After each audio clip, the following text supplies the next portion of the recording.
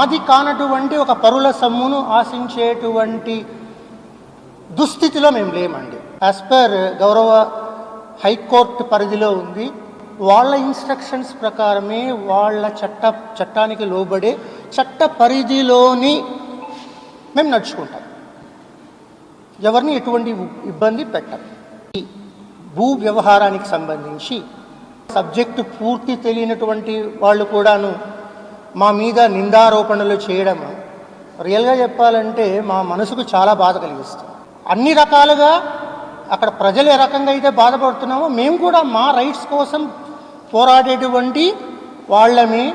మా మీద వచ్చేటువంటి ఈ నిందారోపణల వల్ల, కామెంట్స్ వల్ల మేము తీసుకున్నటువంటి నిన్న సలహా సంప్రదింపులతో గౌరవ పెద్దల యొక్క సూచనలను విలువనిస్తూ మేము తీసుకున్నటువంటి నిర్ణయం ఏంటంటే, ఎవరైతే ప్రస్తుతం ఎవరైతే ఇళ్ళు కట్టుకున్నారో, ఆల్మోస్ట్ అక్కడ పాపంపేట గ్రామంలో ఇళ్ళు కట్టుకున్నారో, అలాగే ఇళ్ల స్థలాలను రిజిస్టర్ చేసుకున్నారు, వాళ్ళ కోసము మా యొక్క హక్కులను ఈ నిమిషం నుండే వదులుకునేందుకు మేము సిద్ధం. మా కుటుంబ సభ్యులతో పాటు పాపంపేట గ్రామానికి చెందినటువంటి గౌరవనీయులైనటువంటి పెద్దల యొక్క సలహాను మాత్రమే మేము పాటిస్తున్నామండి. దీనిలో ఎటువంటి ఇంటర్వెన్షన్స్ లేవు. మేము ఎందుకంటే గౌరవ మర్యాదలకు సంబంధించిన విషయం కనుక it's all about the self respect of the family, and at the same time there are so many false allegations is against us even though we are the victims. బాధపడుతున్నటువంటి వాళ్ళను మరీ బాధ పెడుతున్నాం.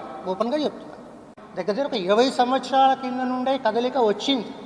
ఆ గ్రామంలో అటువంటి వాళ్ళే మమ్మల్ని కాంటాక్ట్ చేశారు. అలాగే కొంతమంది 2 ఎకరాలు కొన్నారు. బట్ ఏంటంటే మా నుండి 2 ఎకరాలు 3 ఎకరాలు కొన్నారు. వాళ్ళు మా భూముల్ని ఆక్రమించి 5 ఎకరాలు చేసుకున్నారు. మనిషి అన్నటువంటి వాడు ఆశాజీవి అండి, సంఘజీవి, ఆశాజీవి.